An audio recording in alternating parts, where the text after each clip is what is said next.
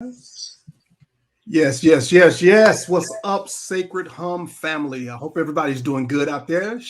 Your friend, your friendly neighborhood preacher man, Fred Lynch. I hope you guys are having a great day today. I don't want to hold you long. We want to go and get right into our meditation. I have a very, very special guest that I want to bring to the stage right now. This is a friend and a teacher. And someone who's done some great things as far as shaping the way I look at meditation. And I want to bring him on up right now. So I'm going to ask him to come. This is my man, Gus Castellanos. What's up, Gus? How you doing, man?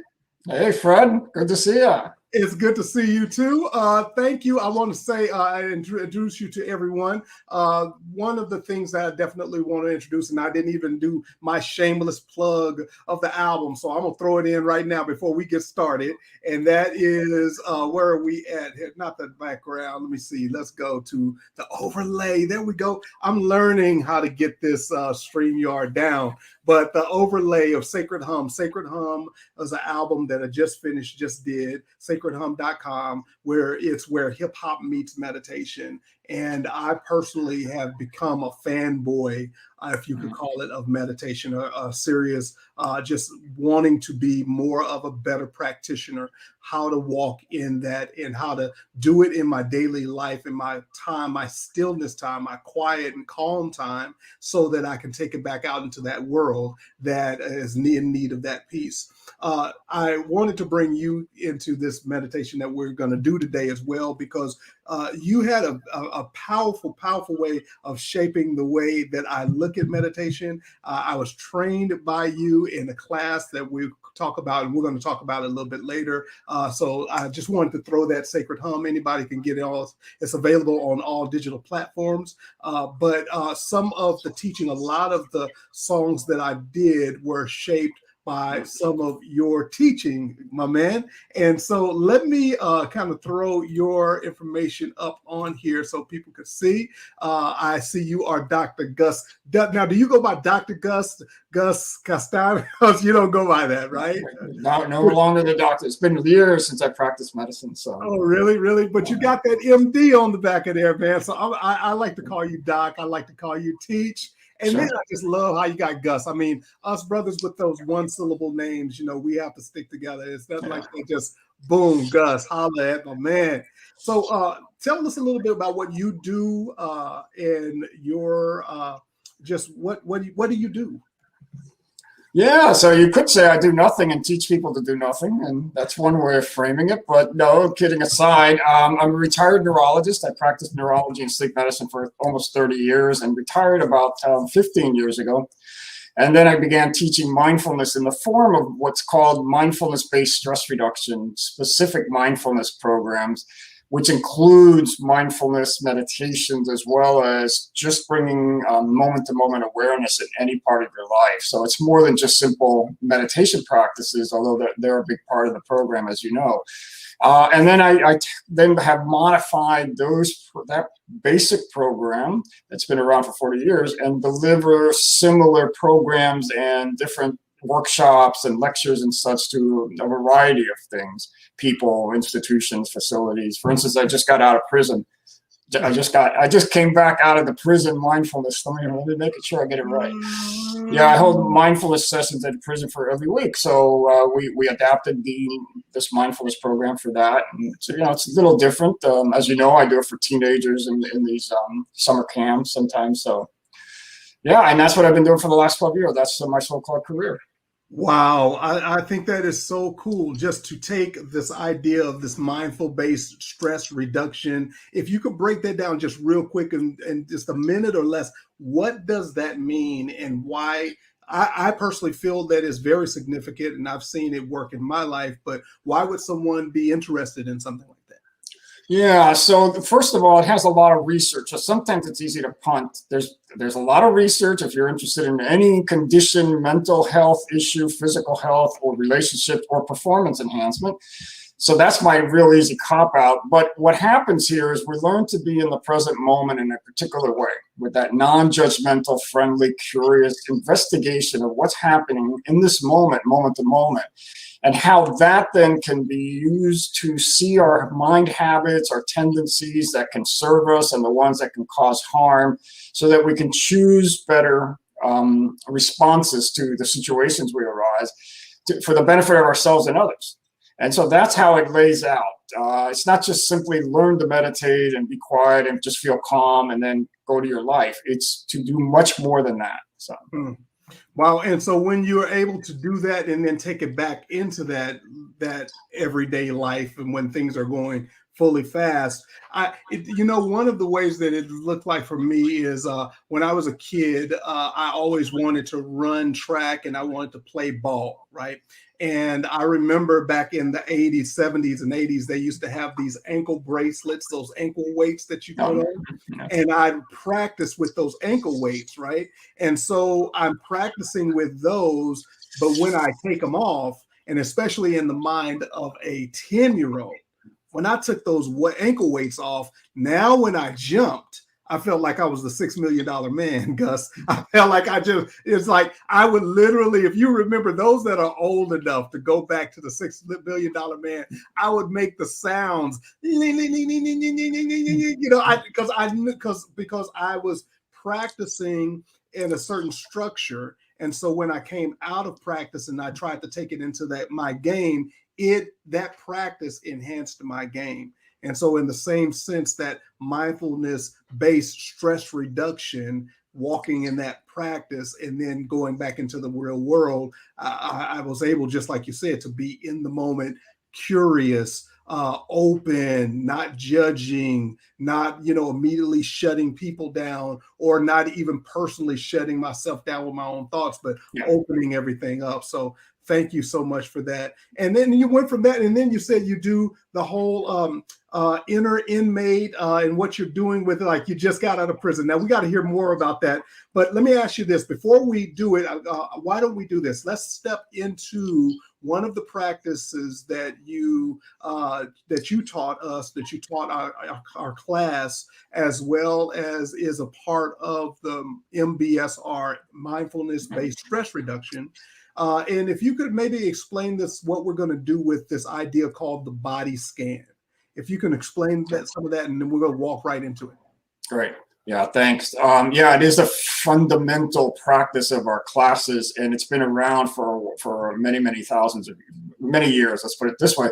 What we'll be doing here is moving our attention through our body as the body lies still. And I will be calling out body parts in a systematic, you'll see it's intuitive sense, and inviting you to bring your attention to that body part and just feeling what's there to be felt at that moment. So for instance, I come to the left knee, and you just do a feel. And if you don't feel any sensations, just know that experience. There's no need to create or visualize or touch the area to feel something. The lack of sensation is an actual experience. And then we move along and we just go through. And then, of course, whatever happens is really what within the discussion part that takes over and things like that after the practice. Got it. Well, okay, so what we're going to do is we're going to dive on in instead of just talking about it. One of the ideas that I wanted for this podcast, for this live streaming session that we do every week, is that we don't just talk about doing the practice. We don't just talk about prayer. We don't just talk about contemplation. We don't just talk about meditation. We actually do it. As awkward as it may seem to sit there and meditate on social media, but it may be just that more awkward for someone that's never done it to do it. So we're going to all enter into this unscripted, awkward place together, kind of socially holding each other's hands and being in community. And then afterwards, we'll talk about it. Okay. So I'm going to go on and give it to you, and you can start whenever you're ready. All right. Thank you, Fred. So thank you for joining us, everybody, by the way. And if you care to join this practice, simply begin by settling the body on whatever you're going to be sitting or lying on. Traditionally, the longer body scans are done laying down, but the short ones like we're doing here can be done sitting up. So finding a comfortable seated or lying down position, allowing the body to settle on that seat. And then allowing the eyes to close or lowering the gaze. It's your choice whether to close the eyes or leave them open. And it's your choice. You have the option to open the eyes during the practice at any time. If you start with the eyes closed, feel free to open any time if that's what's necessary.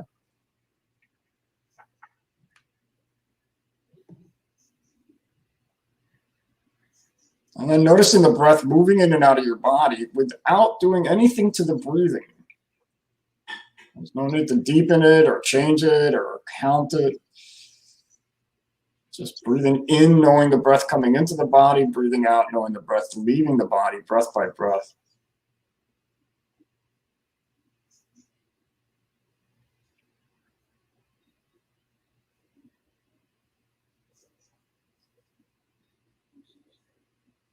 And then bringing the attention to the belly to notice the rising of the belly on the in-breath, the falling on the out-breath.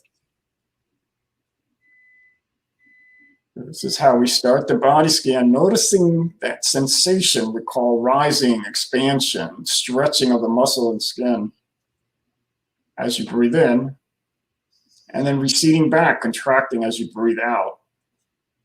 So we're not really paying attention to the breath, we're paying attention to the sensations of the breath at the belly.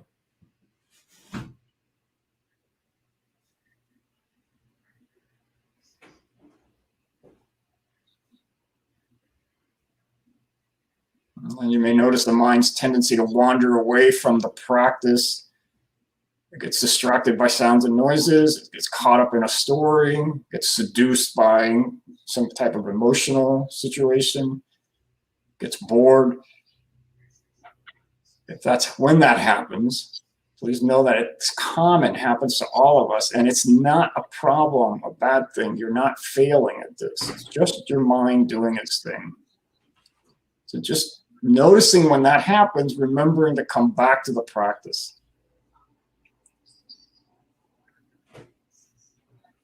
So as we now start the body scan by bringing our attention down to the feet and ankles.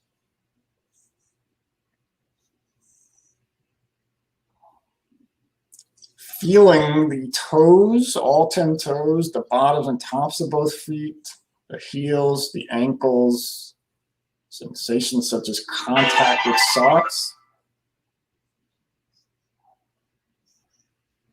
contact with the surface, tingling, vibrations, coolness, warmth, moisture, itchiness, tightness. There's no need to call them out or name them. Just feel whatever sensations are happening in both feet and ankles.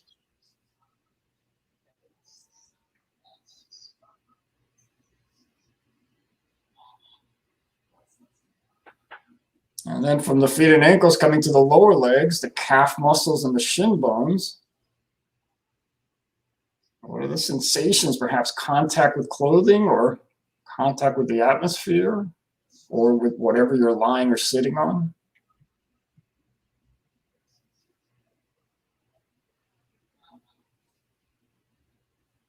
And from the lower legs coming to the knees.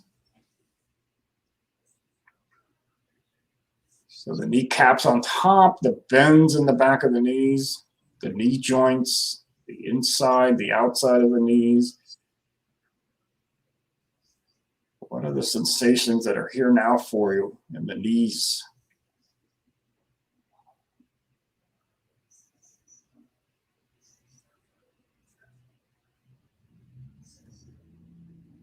And then from the knees to the thighs, the backs of the thighs likely up against the surface, making contact, pressure.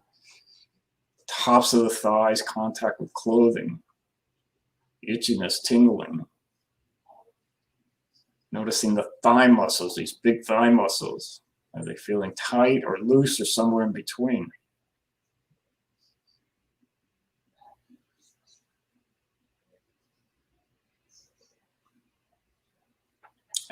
And from the thighs coming to the places where the legs join the body, the hip areas, the hip joints in the hip socket and the front and back of the hip areas.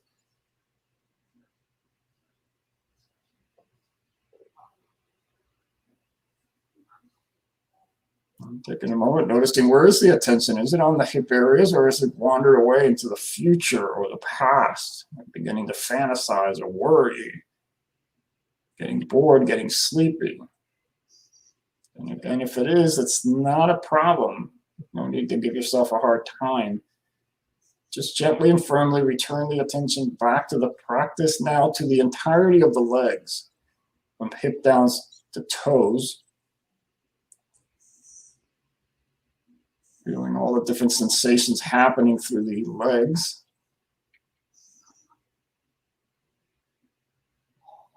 And from the legs to the buttocks.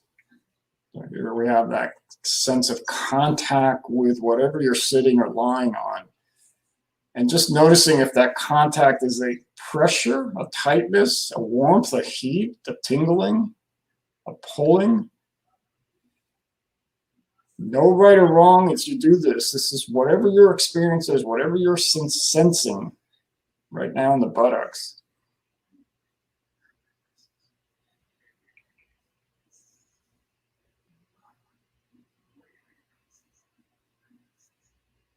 And then from the buttocks to the entire back body. The lower back area with the low back muscles and that, so lumbar spine as it's called. The kidney areas, the flanks, the shoulder blades, the spinal column.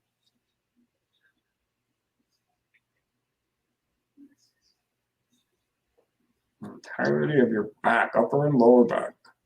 You're resting up against the surface, perhaps feeling that contact fluctuate with breath.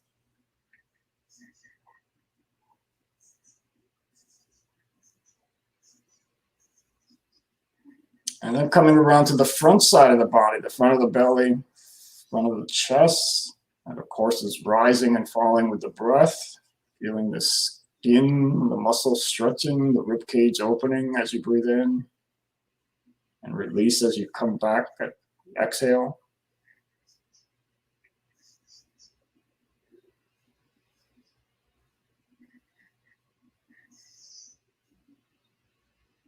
And from the surface going inside the body here to the inside of the abdomen and chest, where all the organs, those critical organs that keep us alive, are what we sometimes call the core of the body.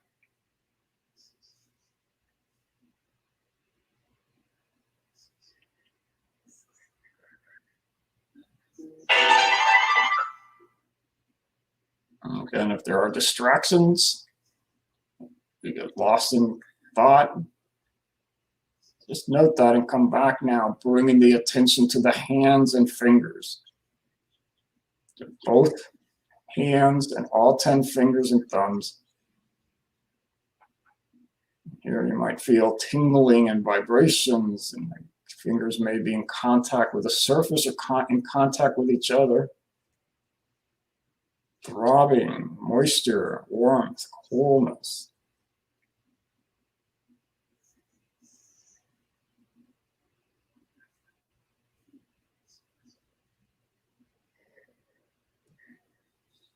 I generally feel quite a bit of sensations, but you may not. You may be not feeling hardly any or none at all. Again, it's your experience.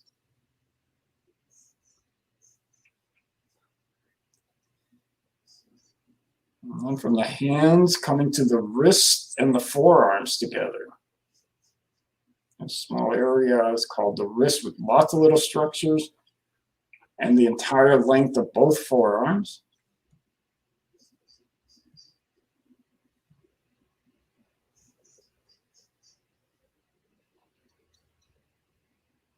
And then the elbows and upper arms. The bend in the elbows, creases of the elbows, elbow joints, those muscles in the front of the upper arm called biceps muscles, in the back the triceps muscles. So elbows and upper arms.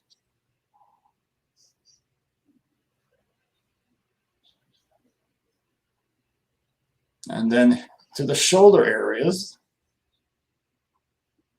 the muscles holding the arms onto the body, shoulder joints, armpits. What are the shoulders feeling like? Like the weight of the world is on them? Are they feeling light? Are the muscles tight or loose? Is there moisture, tingling?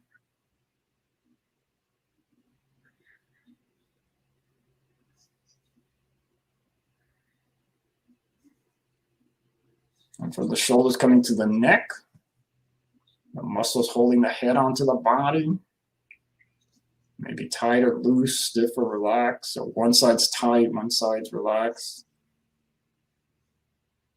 Also the throat and inside the esophagus, the food tube, and the upper part of the spine, the entire neck, inside and outside.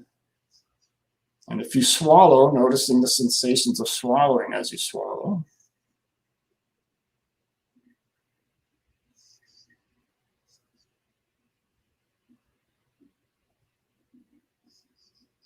And from the neck to the face, bringing the attention to the entire face from forehead to chin, left side to right side, skin, muscles, bones, and the sense organs, the eyes, the nose, the mouth. And you're feeling what sensations. Also noticing if the face is expressing any thoughts, feelings, or ideas, or you have a neutral face right now.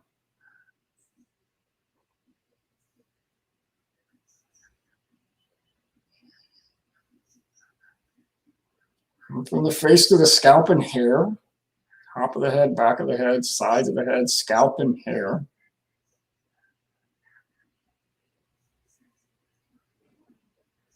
And then the skull. And inside the skull to the brain. Any sensations coming from your brain.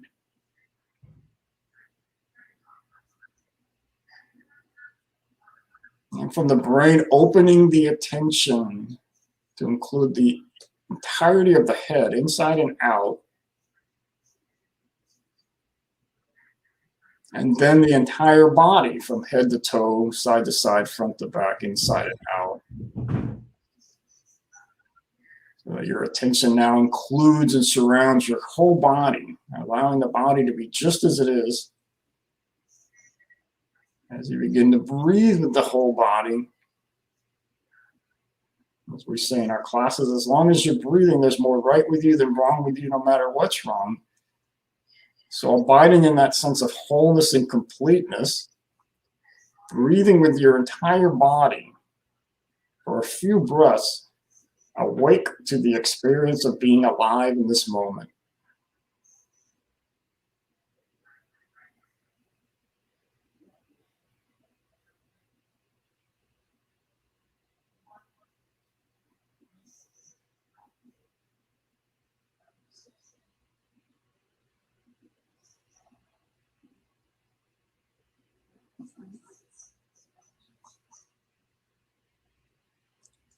And then gathering the attention, bringing it back to the belly where we began. Noticing how the breath is now.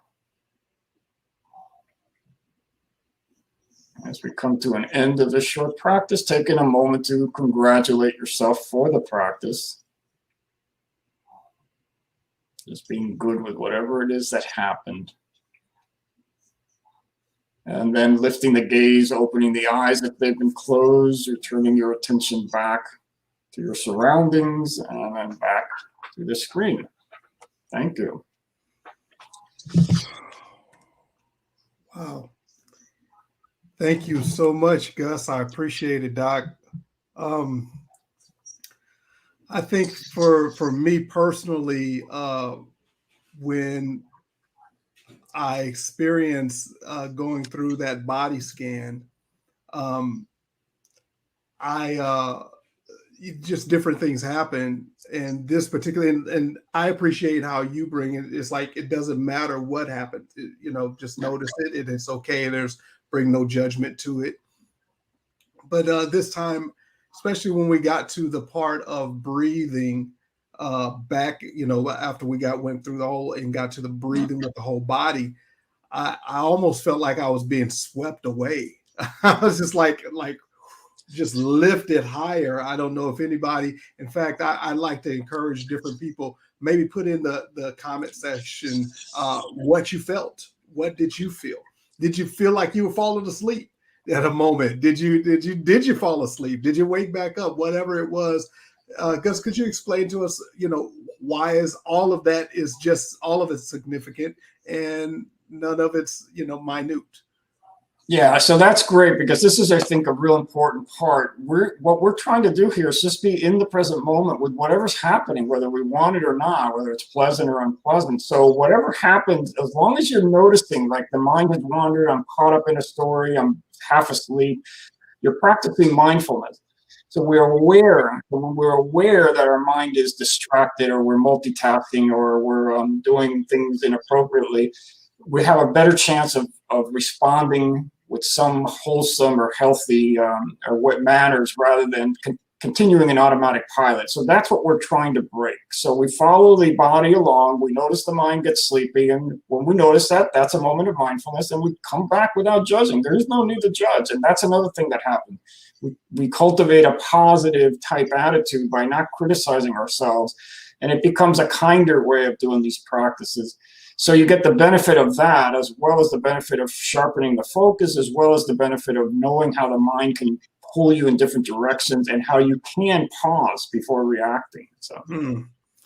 Well, thank you so much. I appreciate you. Thank you. I've listened several of your, of course, I went through the mindfulness based stress reduction, just the beginning of the class, and I want to continue to go on. I really want to continue to go on and to one day possibly help lead and be fully certified to go on and lead it. Maybe could you say for folks, if anyone's feeling that they're saying, man, I sure would like to do that, where do you start and how far do you go? You've been doing this for years, like you said, you're semi-retired and doing it. How do you get into something like this? Yeah, well, I mean, most people come to classes looking because they're suffering in some way. That happened to me. I came in 1998 is how I started mindfulness, coming to this course. And then I was practicing medicine, so I was sending patients, so I can see both in myself how the benefits as well as in the patients. And the way to start is, there's a lot of different ways. It really should be individualized. If you only have 5 minutes a day, then you can do a simple thing like we just did by paying attention just to the breath and maybe one body part. Some people I know can run a whole body scan in a minute or two. It's not important what you pay attention. I shouldn't say it this way. The quality of the attention and how you're paying attention is what's important. The object you're paying attention to is secondary. So whether you're using the breath or a body scan or even sounds or even something you're looking at, if you're looking at it with that non-judgmental present time awareness, you're practicing the mindfulness and getting the same benefits as opposed to a body scan. So you can start in anything. Now, in the mindfulness-based stress reduction courses, we took the deep dive with 40 minutes a day practices. And so I remember those 40 minutes a day. In fact, if any of us would say to you, yeah, doc, I got 30 minutes in, or I got 20 minutes in, it was great, because like after that third or fourth day, and we did, I forgot, what was it, 8 weeks that we did? 2 months. 2 months. All of us as students, we were kind of a little bit reluctant on telling you how honest, because you would say, oh, great, you did 15 minutes. Well, let's double it and do 30 minutes, or you did 20 minutes. Okay, great. You can go 40. I remember saying once I did 40 minutes, you were like, that was awesome. Let's see if you could do an hour. Let's go. And for us students, we were excited about it. And so I kind of was like, all right, let's go. And pushing and pressing into it. And there was so much benefit from it. So I'll never forget you telling us, let's double it. Let's go. Let's keep it going.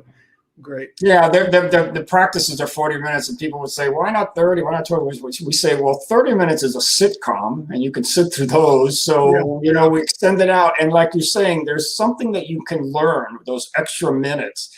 because again, we're not trying to establish here a relaxed state or quieting the mind or feeling good or altered state. Those things tend to happen on their own if we pay attention in this way, but we're not aiming for that. We're aiming to just be present with whatever's there, including what we don't like, so be it. What we like, so be it. Neutral stuff, so be it. So.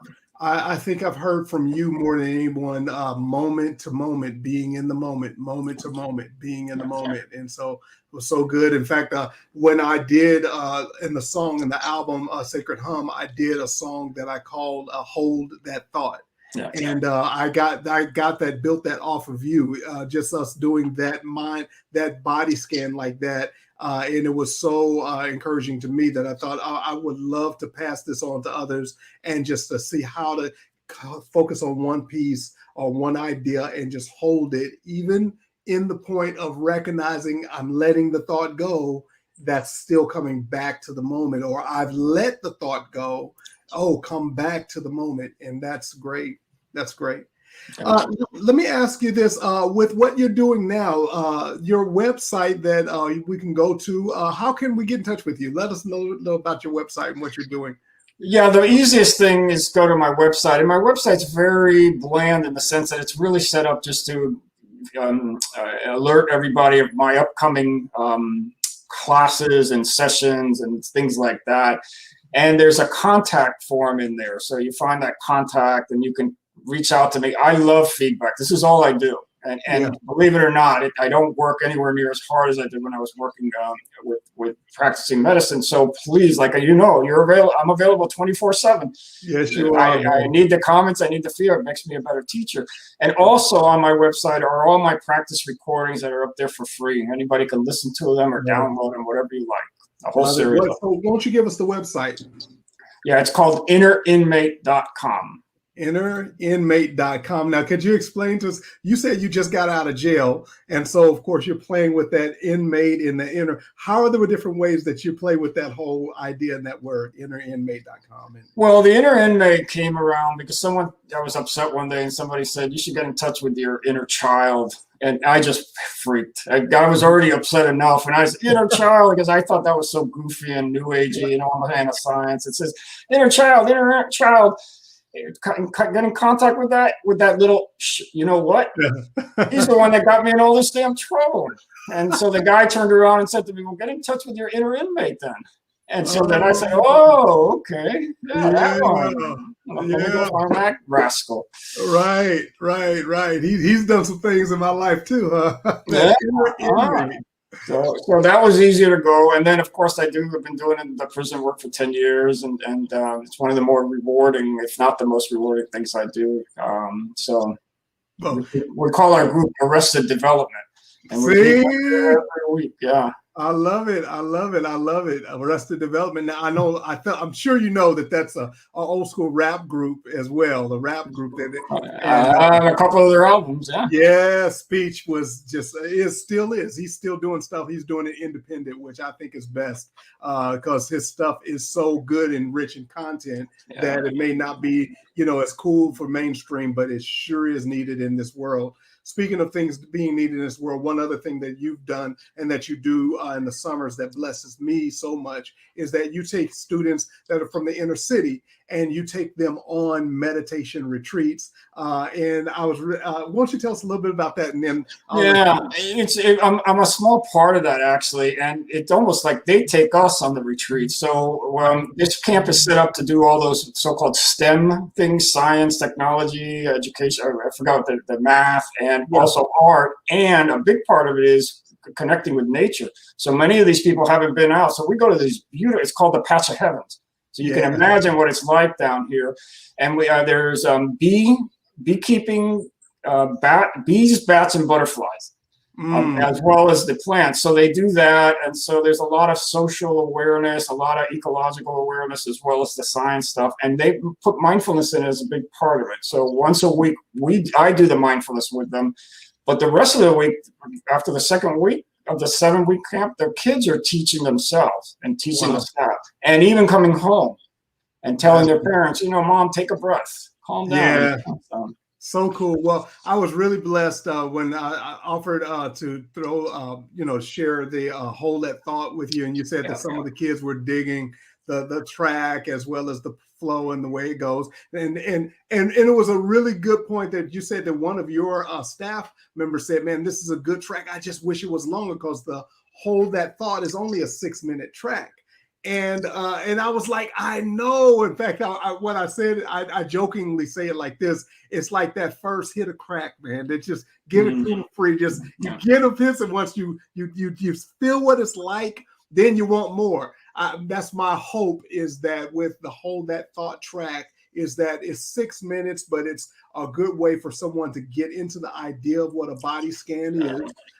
What we're going to do is we're going to actually put this scan that you led us through up on my YouTube site as well as my Facebook site, so people can go back to it. It's an entire 15-minute scan, and then my goal is to actually remix that Hold That Thought track as well and put it up for either a 20 or 30-minute because that way it stretches out and it's a great way of practice. And once again, Doc, thank you so much for coming through. Thank you for your teaching. Thank you for leading us. And thank you so much for coming and hanging out with my community. Appreciate it. Yeah, thank you, Fred, and thank you so much for the recording. They really loved it. I think you're going to put me out of business pretty soon if you keep it up, because it's really awesome. I'm a big thing. Sacred Home, everybody. Really cool stuff. So well, thank you, Fred.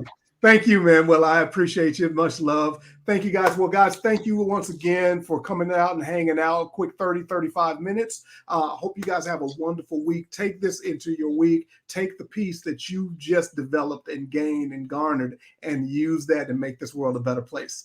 Be wise and be well. We're out of here. Peace.